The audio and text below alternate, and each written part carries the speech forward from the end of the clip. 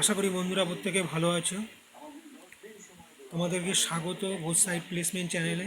মূলত দেখো, এই সপ্তাহের যে লেটেস্ট কর্মক্ষেত্র ইস্যু, তাতে এমসে 2218 নার্সিং অফিসার এই ধরনের একটা রিক্রুটমেন্টের খবর দিয়েছে, যেটা মূলত নোরসেট 11। এই পরীক্ষাটা সেপ্টেম্বরে হবে এবং এর নিয়োগ হবে এমসের 19টা ক্যাম্পাসে, মানে গোটা দেশব্যাপী।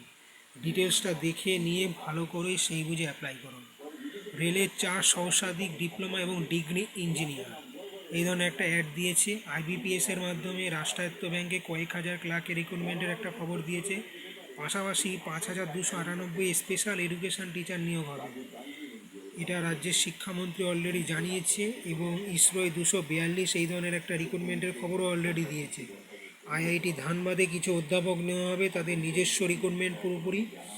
এবং এনএমডিসি স্টিলে 100 এক্সিকিউটিভ ট্রেনিং এই ধরনের একটা রিক্রুটমেন্টের খবরও দিয়েছে। ভারত ডাইনামিক্সেও 147 তরুণ তরুণীকে অ্যাপ্রেন্টিস দিয়ে তারপরে সেই ট্রেনিংয়ের মারফতে তাদের একটা চাকরির সুযোগ আছে, এই ধরনের একটা রিক্রুটমেন্টের খবরও তারা দিয়েছে। পাশাপাশি খবর দিয়েছে এয়ারপোর্টস অথরিটিতে 384 জন ম্যানেজার এবং জুনিয়র এক্সিকিউটিভ রিক্রুটমেন্ট সংক্রান্ত খবর।